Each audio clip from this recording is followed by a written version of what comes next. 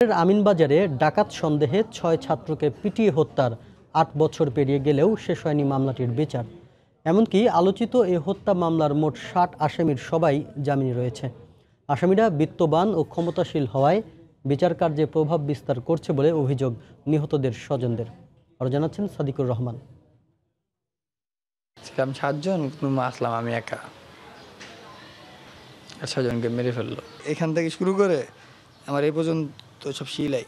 চোখের সামনে ৬ বন্ধুকে নির্মমভাবে পিটিয়ে হত্যার দৃশ্য এখনও চোখের সামনে ভেসে ওঠে আল আমিনের। সন্ত্রাসীদের গণপিটুনি থেকে জীবিত ফিরে আসলেও কাজ করার মতো সক্ষমতা নেই তার। বিচার বিলম্বিত হওয়া এবং কোনো প্রকার ক্ষতিপূরণ না পাওয়ায় সবশেষ প্রধানমন্ত্রীর হস্তক্ষেপ কামনা পরিবারের। আজকে 8 বছর আমাদের ওইটা আমরা বিচারও পাইনি। আমাদের ক্ষতিপূরণ দেওয়ার কথা ছিল, সেটাও দিল না। মানে আমাদের এটা কেসটা ধামাচাপাই দিয়ে ফেলছে। মাননীয় প্রধানমন্ত্রী যদি আমাদের ছেলেটা একটু দেখে, আমার খুব কষ্ট হয়। এদিকে ছেলে হত্যার বিচার না দেখেই ৩ মাস আগে স্ট্রোক করে মারা যান নিহত ছাত্র ইব্রাহিম খলিলের মা বিউটি বেগম।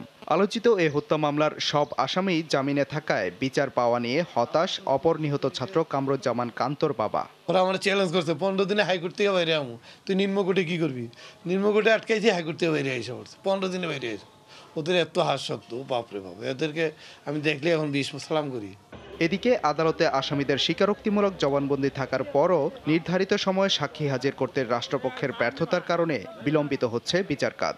দীর্ঘ ৬ বছরে ৯২ সাক্ষীর মধ্যে সাক্ষ্য গ্রহণ হয়েছে মাত্র ৫২ জনের। বিভিন্ন জায়গায় বিভিন্ন সাক্ষী থাকার কারণে আর অনেক ভাড়াটিয়া সাক্ষী মানে ভাড়ায় থাকতো, তারা ওখানে নাই। সাক্ষ্য গ্রহণে এই জন্য দেরি হয়েছে। কে বা কারা এইভাবে এই ঘটনা ঘটাইছে এরকম সুনির্দিষ্ট কিন্তু অভিযোগ নেই।